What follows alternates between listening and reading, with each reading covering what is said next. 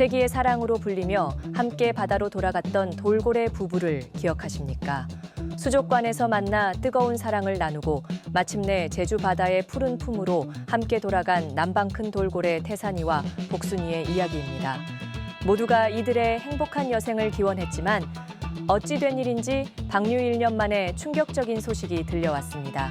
바로 이 돌고래 부부가 결별한 것 같다는 소식입니다. 야생에 적응하는 과정에서 태산이는 다른 무리에 섞이고 복순이는 홀로 지내는 모습이 자주 포착되었던 것입니다. 자유를 찾았지만 사랑은 떠나보내야 했던 걸까요? 안타까운 이별 소식에 많은 사람들의 궁금증이 커졌습니다. 시간 뒤에 숨어 완전 범죄를 꿈꾸던 흉악범들에게 철퇴가 내려졌습니다. 2015년 7월 24일 대한민국 국회는 마침내 살인죄에 대한 공소시효를 폐지하는 형사소송법 개정안, 일명 태완이법을 통과시켰습니다. 이제 사람의 생명을 해친 자는 25년이 지나도, 아니 영원히 법의 심판을 피할 수 없게 된 것입니다. 이는 억울하게 희생된 수많은 피해자와 피눈물을 삼키며 범인이 잡히기만을 기다려온 유가족들의 한이 만들어낸 결과였습니다. 시간이 약기라는 말은 이제 옛말이 됐습니다. 과연 이 법이 잠들어 있던 영구 미제 사건들의 진실을 밝혀낼 수 있을지 온 국민의 시선이 집중되고 있습니다.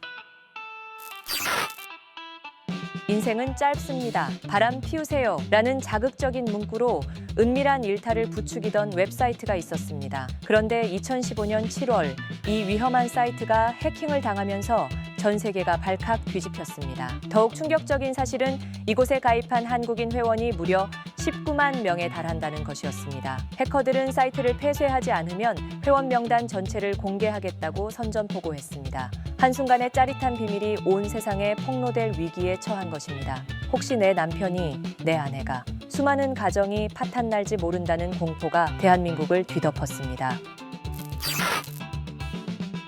똑같은 고통을 겪고 똑같은 피눈물을 흘렸지만 사죄에는 차별이 있었습니다. 2015년 7월 일본의 대표적 전범기업 미쓰비시가 2차 대전 당시 강제징용했던 중국인 피해자들에게 공식 사과하고 거액의 배상금을 지급하기로 합의했습니다. 하지만 바로 그 시각 같은 기업에 끌려가 죽도록 노역해야 했던 우리 한국인 강제징용 피해자들은 철저히 외면당했습니다. 중국 시장 앞에서는 머리를 숙이면서도 한국을 향해서는 법적 상황이 다르다는 말도 안 되는 변명만 늘어놓은 것입니다. 가해자의 편의에 따라 역사를 재단하는 이 이중적인 행태에 온 국민의 분노가 들끓었습니다. 역사의 심판은 아직 끝나지 않았습니다. 한때는 서울대 출신이라는 명예와 함께 교단에 섰던 한 남자가 있었습니다. 모두가 부러워하던 엘리트였던 그가 2015년 7월 대낮에 새마을 금고 강도로 돌변했습니다. 하지만 그의 손에 들려있던 것은 살상용 무기가 아닌 문방구에서 산 2,500원짜리 장난감 총이었습니다. 알고 보니 그는 사업 실패와 주식 투자로 수억 원의 빚을 지게 되자 생활고를 견디다 못해 이 같은 어설픈 범행을 저지른 것이었습니다. 한 엘리트의 처참한 몰락, 장난감 총 한 자루에 담긴 그의 절망적인 사연은 우리 사회의 씁쓸한 이면을 보여주며 큰 충격을 안겨주었습니다. 하늘에 있어야 할 뭉게구름이 땅으로 곤두박질 쳤다는 황당한 제보가 접수되었습니다. 2015년 7월 경기도 하남시의 한 아파트 단지 인근에 거대한 흰 거품 덩어리가 나타나 일대가 발칵 뒤집혔습니다. 마치 하늘에서 구름이 뚝 떨어진 듯한 기묘한 모습에 UFO의 흔적이다, 미확인 생명체다 등 온갖 추측이 난무했습니다. 결국 이 소동은 인근 공장에서 배관을 타고 흘러나온 세척용 비눗방울이 바람에 날려온 해프닝으로 밝혀졌습니다.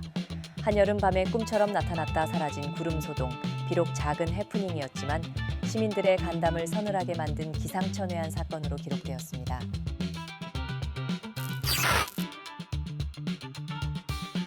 우리가 생일 때마다 불렀던 바로 그 노래 해피 버스데이 투 유가 사실은 공짜가 아니었다는 사실을 아십니까?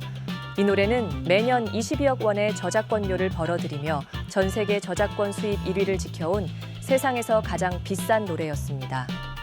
그런데 2015년 7월 이 거대한 저작권의 아성이 무너질 일대의 사건이 벌어졌습니다.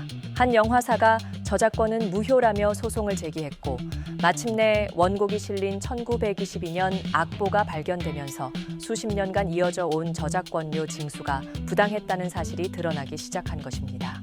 전 세계인을 상대로 막대한 돈을 벌어들인 거대 음반사의 탐욕에 철퇴가 내려질지 세계의 저작권 재판에 세계의 이목이 집중되었습니다. 한여름의 열기처럼 뜨거웠던 2015년 7월처럼 뜨거웠던 여러분의 7월도 댓글로 기록해보는 건 어떨까요?